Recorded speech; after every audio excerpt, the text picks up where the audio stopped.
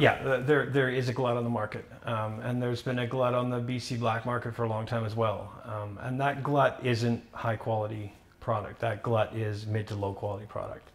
Um, it's uh, it's a combination of being hampered by poor genetics, a greenhouse operation, which for a lot of reasons the large companies, cannabis companies, have ended up in, and it's ended up in the only way they could end up is the final creation of some poor to maybe at best mid quality product. So there's a lot of it, a whole lot of it.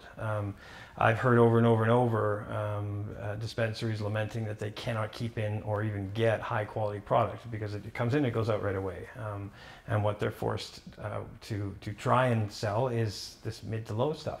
It just doesn't sell. I mean, maybe way back when it was so scarce that people would buy anything, then I guess they would buy anything. But now they have selection. They've had they're starting to get an understanding of what quality means and the difference. They're not happy with opening up something that was packaged 2 years ago and is dust and yellow and garbage, and they're just not going to tolerate that anymore. So the bigs have definitely given themselves a reputation of producing low quality products, and therefore the consumer is looking elsewhere. So as far as what we're going to do with all of this product, a combination of the indoor and the outdoor. Indoor is focused on extremely high quality, BC grown craft. It's a real artesian way of looking at running a cannabis operation. We break it into smaller pieces and really let the artists do their work. The growers, these guys that have been in this for a long time and know just everything to make the plant produce. They're given control of a small area that they can really keep control of, and we have 5 of those growers that are all coming in and doing their own thing and performing their own craft. And then the outdoor 150,000 pounds, really only 50,000 pounds of it or thereabouts is going to be for flowers of finished product.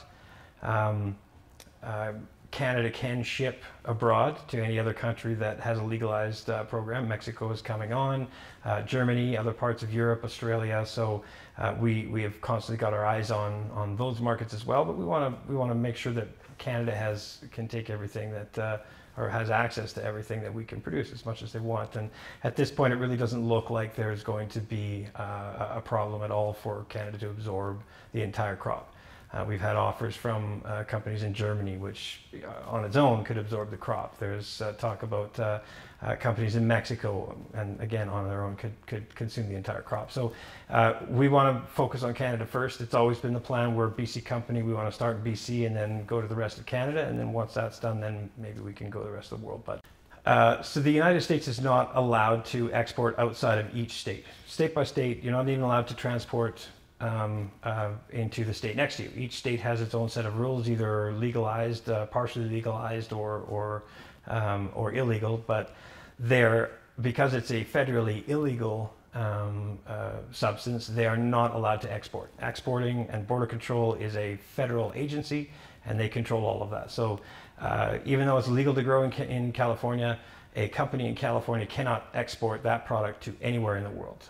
It's federally illegal. So Canada, because it's federally legal, we can export to any country that has regulations designed to have cannabis as a uncontrolled substance or a controlled substance under a program that they have, and have a treaty with Canada which allows Canada to export to that country. So we're talking Germany, England, Australia, Mexico is in the infancy of its program, but they are working towards that.